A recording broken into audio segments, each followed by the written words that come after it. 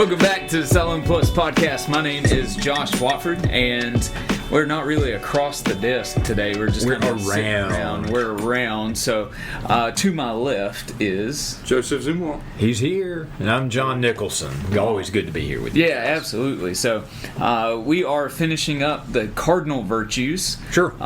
We have talked about wisdom, Joe. Mm-hmm. We talked about justice, John. Talked about temperance, me, and went back to John for courage. Right. And just so we're clear, we don't personify these virtues. We just talked about them. Absolutely not. Absolutely not. I hope that's been clear throughout all this. We want to personify them, but that's the journey we're on. That's our goal. And so I wanted to start out with a question. Okay. What's your greatest fear? Oh, geez. I mean, spiders is right up there. And that's an inherited thing from my mom. Yeah. We have so many funny stories with Mom. One of the great ones, and to connect it with courage, it's hilarious. Yeah. Excuse me. Edit that out.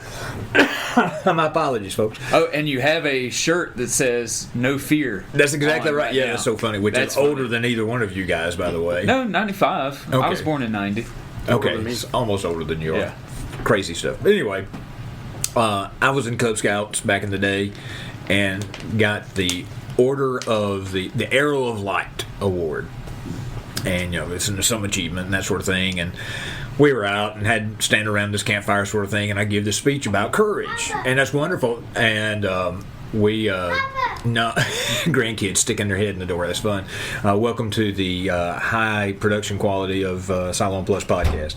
But anyway, so I give this little speech about courage, and it's great. We're at this campground area, and Mom and I are walking back to the car, and she's got this flashlight, and Mother is deathly afraid of spiders. I mean, it is the top phobia of her life. Yeah. And of course, she walks through a spider web, and it's pitch black, and all we do is, she shines us light, and both of us catch this glimpse. And of course, the spider looks like it's the size of a dinner plate, and it's not.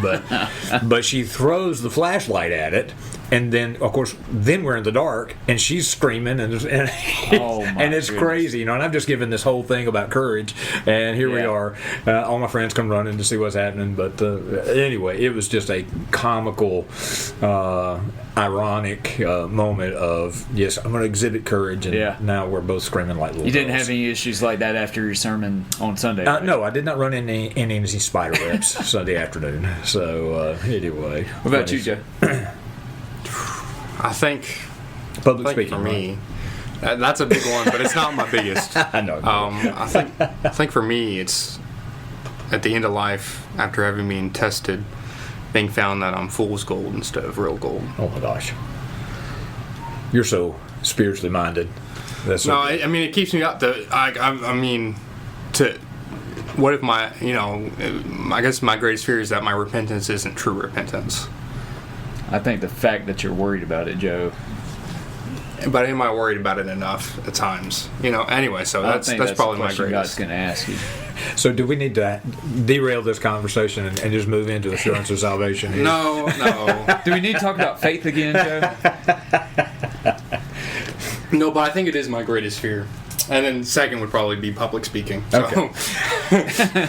Which doesn't show. You're doing a great job. How about you, Josh? I mean, mine's kind of heavy. I mean, I don't want my family to die before I do. Oh, wow. Right? Like that's kind of my biggest. You want to be the first to go? Yeah. All right. Yeah. I mean, I don't necessarily. I'm not wishing for that to happen. I'm just saying, if they're on a trip together or something like that, and something happens, and I'm left here. All right. We have clearly laid out the deep thinkers versus the shallow thinkers here. Here I'm dealing with spiders, and y'all are dealing with these deep existential issues. No, he just asked what was our biggest animals, fear. None of those bother me. It's those deep existential. He asked what was our biggest fear, and so I just went with that. Yeah. Well, no, but I mean, generally when you ask that, folks are thinking thunderstorms, tornadoes, spiders, snakes, those kinds of things. But now we made it. Damnation. We've been trying to make it clear. You tried to make it clear on Sunday, and even the follow-up conversations that I had with my boys about courage is that courage is not the absence of fear. Right. It's you said courage is a firmness of mind and strength of character in the face of difficulty and pain. Yeah. And I would even put, fear in there. Well, I would put fear in the definition of courage. That I don't know if there can be courage if there is no fear associated with it. All right. Sometimes this question that we ask is, what do you wish you could have shared that you didn't have time to or that just didn't fit? Right. Here it is. Quote from G.K. Chesterton in his book Orthodoxy. I was very surprised that it just wouldn't fit Chesterton. Sunday. So I knew we had the podcast coming, so I said, I'll just save it for that. No, that's when you just start off with a quote and be like, all right, here's my intro quote. But the Churchill quote was so much. Anyway, so go watch the live stream if you don't know what we're doing. But anyway, let me share this from G.K. Chesterton. It's from his book Orthodoxy. And he says this. He says, courage is almost a contradiction in terms. It means a strong desire to live, taking the form of a readiness to die. He that will lose his life, the same shall save it, is not a piece of mysticism for saints and heroes. It is a piece of everyday advice for sailors or mountaineers. It might be printed in an alpine guide or drill book. This paradox is the whole principle of courage, even of quite earthly or quite brutal courage. A man cut off by the sea may save his life if he'll risk it on a precipice. He can only get away from death by continually stepping within an inch of it. A soldier surrounded by enemies, if he's to cut his way out, needs to combine a strong desire for living with a strange carelessness about dying. He must not merely cling to life, for then he will be a coward and will not escape. He must not merely wait for death, for then he'll be a suicide and will not escape. He must seek his life in a spirit of furious indifference to it. He must desire life like water and yet drink death like wine. Wow. Man, and I mean that gets be able to write something like that. Well, no doubt. But also just to talking about courage, to live with that kind of and to realize that really is what we're engaged with. I mean, we're not sailors on this wild, restless ocean, or soldiers surrounded by enemies per se. But that is in fact the context of our life. I went on to say in the context of things on Sunday morning that when you signed up to be a Christian, you signed up for the war. Yeah. And you have become an enemy combatant. And so it does require us to live courageously and to face the issues of life with that firmness of heart and firmness of mind. Yeah, knowing that there may not be physical danger, but there is spiritual danger lurking around every single corner. Every corner. And, even in our pockets. So there is, it's not just physical corner, but a digital corner as well. And, we are in the midst of that war, and it's going to take courage. But courage is what Chesterton is getting at is courage is offensive. Yeah. It's not simply defensive. Right. And I don't think that contradicts Paul's discussion about the armor of God. Not at all. He does talk about standing firm, but there's also a moment to fight as well. That's why we have a sword. So there's all those aspects of our Christian life, and for courage to be a cardinal virtue, there is. I think so. All right, I'm trying to collect all these thoughts because there's a shift in the culture that's taking place right now. Right.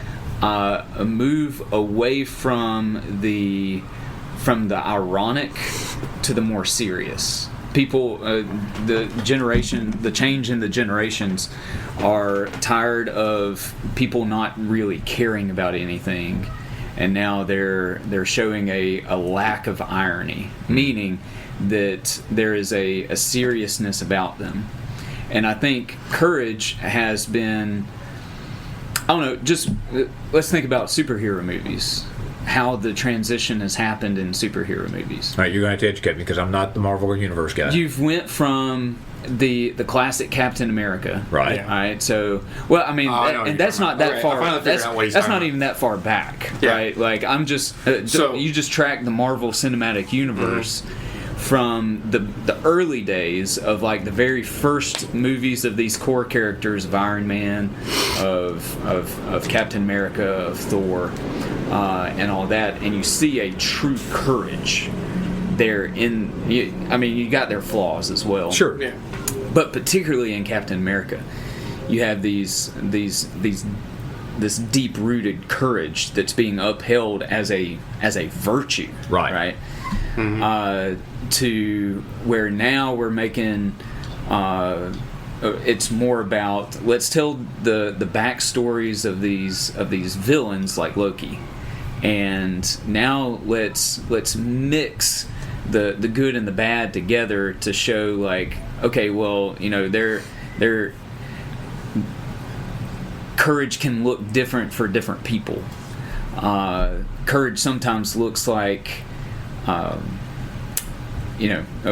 Loki, it was him trying to overcome his relationship with his adopted dad, Odin, and how that influences the choices that he makes and all that. And, so these courageous things that Thor seemed to be doing to fight Loki was actually wrong and stuff like that. And so there's a complication that had taken place within the Marvel Cinematic Universe. And I have not seen the new Fantastic Four yet. I don't know. And I have not seen the new Superman, even though But even some of the trailers are showing that. Like, right. For the Fantastic Four, the Silver Surfer, who's hoping Galactus devour galaxies and whole entire civilizations, but then they're turning it to where, it's because he's protecting his own home. Yeah. And so even though there's these people who are doing these outrageously evil things, they're trying to turn it into a different light of them doing good. All right, so land this plane for me. Since I'm assuming that this is why we need to go watch. I'm in. I'm good. But for those of you that might be listening who, like me, are not read into the Marvel universe canon, what does this mean practically for us? So what it means is that what we're trying to do with this is reclaim the classical understanding of what courage really means. You cannot be courageous and do evil. All right, suicide bombers are not courageous. Amen. In the truest sense. All right. Right. Now, that may be how they teach it, right? But that's not courage. People who murder entire other galaxies, right, to protect their own is not courageous. Right. Yeah, and so there's I was trying to bring that back to the real world. Even though I think I think that's a wonderful thing, because this is the real world. I mean, Marvel Cinematic Universe obviously is a fantasy world, but what you're indicating, and these are conversations that we've had about culture with literature and arts and those kinds of things. They are trying to interpret these issues for us, right. and watching this in the Marvel Cinematic Universe is a big pop cultural icon for us, and guides a lot of conversation about those kinds of matters. Right. And what you're saying, if I'm right, is that there has been this shift towards trying to reclaim some of this classic ideal of virtue. Right, and basically what I'm getting at with, like, Superman, the reviews that I've seen of Superman is that there is, they call him, that Superman's gone back to being base, right? So I don't even know what that means. Base just means, like, default. Well, no, I get what base means. Yeah, but I'm saying I don't know what the getting back to really what Superman was all about. Again, haven't seen the movie, so if you've seen it and you disagree with that, that's fine. I'm just that's going off. We need to do reviews. that still. Yeah, we talked about that. That's going off reviews, and so. But with that, I mean, I do think that's an interesting observation and a wonderful place of engagement for us as believers with our culture. Yeah. Why do you think something like the Marvel Cinematic Universe, which is so widespread and so well known, what about this arc? What are they grappling with? And are there places that we can, as Christians, say, yeah, here's what Christians have believed for 2,000 years about these matters. Yeah. Here's what courage has looked like, in the past with the martyrs, or even in the current day with martyrs. Folks who are standing firm for their faith because they believe that. And it might cost you your family. It might cost you everything. Right. And you might not win still. Right. Or like, y'all have heard me talk about the the stories that came out of the genocide in Rwanda. I mean, those are some of the most courageous believers. I mean, forgiving the murderer of your family and literally living next door to that individual. It's just mind-boggling. Yeah. But that is a courageous act that I have no frame of reference for. But that's real life. It's gritty. It's down where we live. Yeah. Okay, so to bring it back to what I was really wanting to say is that courage is not just doing whatever you believe is right. It's not courage is not relativistic. Right. That's what I'm getting at. Yes. And I think that's what the Marvel Cinematic Universe had begun to preach. Yeah. Well, they are. And so whatever you feel is, you do whatever you feel is right, and don't let anybody stop you, right? And what I'm saying is that is not courage. It's foolishness. Right. And so in order for courage to be courage, it has to align with God's laws. Right. And I think what you said, that courage is not an invitation to live recklessly, it's an invitation to live righteously. Yes.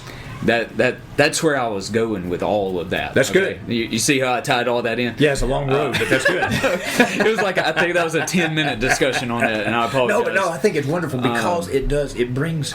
So often we think that these spiritual matters are way out there somewhere. But this is stuff that our culture is wrestling with. Right. What does it mean to be courageous? How do we live a wise life? Should we even try to be temperate? Yeah. Well, yeah. Well, why? Well, because there is something that is true. There's something that is fundamentally right. And being righteous is simply living in line with that which is right. Yep, absolutely.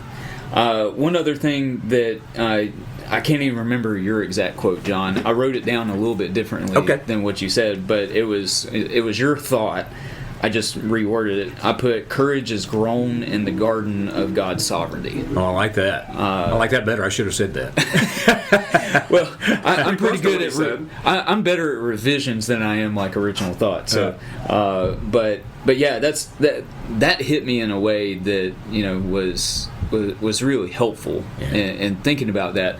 That so think about me worrying about my greatest fear of losing my family. You just trust God's sovereignty and all that. I cannot let that be a crippling fear, meaning we're never going to go on trips. I'm going to keep you at the house. Right. You're not leaving the house. That's right. We're going to put bubble wrap around you, wear helmets all the time, stuff like that. Right. And those are extreme examples. But I think... However, again, culturally, I will say, and this is a discussion point that I've seen in some other places, is the difference in childhood now versus the childhood when you grew up. Oh, yeah, absolutely. The freedom. I mean, I had run of about a 2-block area. Yeah. Mom didn't know where I was all the time. She knew the area I was in, and I knew better than to leave that area. But now you let a kid get 2 blocks away from you? Someone's calling the police. Yeah, they're going to call the police. You're exactly right. Yeah. And so there's this whole different shift in our culture about these kinds of matters. Yeah. So anyway, go ahead. Well, yeah, I mean that's a real thing. The overprotection of our children. Let's let them get some bumps and bruises, and I think what that does, again, to bring this conversation back to courage, I think for our kids, stuff like letting them do stuff like that, right, instills courage in them in a general sense, right, that paves the way to true cardinal virtue type courage, right, later on. But it is grown, and this is the thing, and I like I said, I really like. I should have asked you how to say that. That's great. It's grown in the garden of God's sovereignty. That's not fatalism. That's not just click, God's going to take care of it, and I can just kind of check out, and I'm not a participant in this. Right. It's not a case of rah, whatever it's going to be is going to be. No, this is that God's work is in play, and His plan is at work in my life, and so I can move, but it is a partnership. It's me growing into what God has planned. And so it's not me sit back, but it is this process, and it's long track. It's not this instantaneous thing. I think in Christianity, the reason I'm saying this, I think in a lot of Christian circles, it's all about the big moment. It's all about the concert. It's all about the light show or that huge spiritual mountaintop. When what we find is pick up Eugene Peterson's, quote from Nietzsche, famous atheist, but that it's about a long obedience in the same direction. It's about this day to day. It's the grind. It's the getting up again tomorrow and facing, I've got a cancer diagnosis, or, my wife is not behaving the way I think that she ought to behave, and that's problematic in our marriage. That's courage. That's courage. Yep. Or to face my own demons about, things that continue to trip me up and continue to cause me to know I'm not living righteously. Mm-hmm. How do I face that? Can I face that with courage? You were going to say something, Joe. Come on. And just adding in what you think today we're focused on, I think in some ways the church is too focused on, I say the church, individuals in the church are too focused on, I want to get what I want to get out of this. Yeah. And that's it. Yeah. Instead of being, I want to be in step with God, in communion with God, doing what He is doing. Not reckless, but righteous. That's the issue, I think. It's at stake here. Man, you said something, and I had a thought, and it left me. Goodness. All right, y'all talked about something else while he goes back and forth. Trying to think through what you were talking about. That's all right. It spurred that. So how do we? Here's a question that I keep wrestling with. How do we express that as a society, as a community? Express what? Courage. Express courage. I mean, we can talk about this and we kind of get it on this individual basis, but what does this begin to look like in community? So, here's what I was going to say. Okay, he's found it. I think about Reach Marion. Right. I think it takes courage. It absolutely does. To knock on doors. I'm looking for dogs under cars. Yeah. There was me, Joshua, and Grandpa walked past a chain to pit bull. Okay. And then another one just to knock on one house. Again, you guys are dealing with the grand existential things. I'm looking for dogs to go bite me. I think that's a grand existential thing right there for me. You're afraid that you're going to stand before God because you didn't faithfully go and share the gospel with somebody. I'm just worried about the dog biting me. No, what I'm saying is there was both require courage. There was a little bit of nervousness when we were walking past those dogs. Well, go ahead. But there's a real encouraging thing about going along with others to do that. Yeah. Mm-hmm. If it were just me going around and doing that, there may be some places within the city limits of Marion that I would be highly tempted to just not go. Mm-hmm. But when I know that I'm going to have one or two others with me, that instills courage within me to do that. And when we're obeying in community, it brings everybody up. It absolutely does. And when we're trying to do it all by ourselves, it's really easy to get discouraged and lose that courage in order to obey. That's what I was going to say about Reach Marion. I was going to talk about that, but that segued perfectly. Well, and I think you're exactly what it's targeting. That's kind of where my head and heart was with this. Dietrich Bonhoeffer, in his little book Life Together, he talks about the blessing of community, the blessing of being able to gather with other believers. And of course, that would be removed from him pretty quickly because he was imprisoned. Right. And it was. We take that too lightly. We take it for granted that the church is there on the corner. They'll be there Sunday morning, and so I can show up if I need it. That kind of thing. Yeah. But boy, it makes just to show up for some folks is a courageous act. I can think of someone that came this past Sunday, full of church hurt, but they walked through the door. Yeah. It's a courageous act, and other people were so encouraged by their presence here Sunday. Other folks unknowingly, just because they showed up and sat down. I think often of Miss Jeanette Sturgis in our church. Of course, she's not able to be with us now because she's at the nursing home. But, watching her for years make that journey from the back door of our church to our sanctuary, and it would take her 15 minutes on her walker. But she was there faithfully. And man, and she didn't think anything of it. It's just what she was doing. But for everybody else that saw her when she came through the door there by the organ, man, it was just, you could just feel the surge within the church of hope and courage. So I do think that there is something to our being in community that does nurture the virtue of courage. Oh, without a doubt. without a doubt. All right, well, that's all I got. What you got, Joe? No, I just want to add on what you were saying with it drawing us up together. Right. I think community can be an amplifier. Amplifier. Yeah. If I can get the word out. Because the same thing happens though when we're all being disobedient together. We can draw each other down instead of being.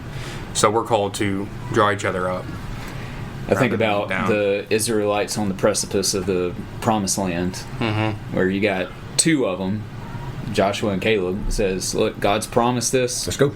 Let's do it." Like, there is some things to be fearful of, but God's promised it to us. So there's a greater fear that we have. Yeah, that's the one who has called us. And man, what a beautiful story that is. 40 years later, Caleb says, "I know I'm an old man, but give me the hill country. I want that." Yeah, let me go take those giants. Yeah, I'll get them. That's good. That's good. I love it. Yeah, and I preached a sermon. I'll end with this. I preached a sermon on the fear of the Lord, particularly at the 10 Commandments episode, where Moses says, "Don't be afraid, fear God."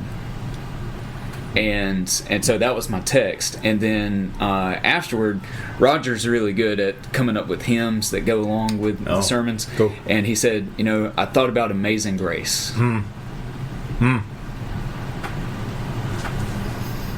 How's the first part of it go? I know it's my fears relieved.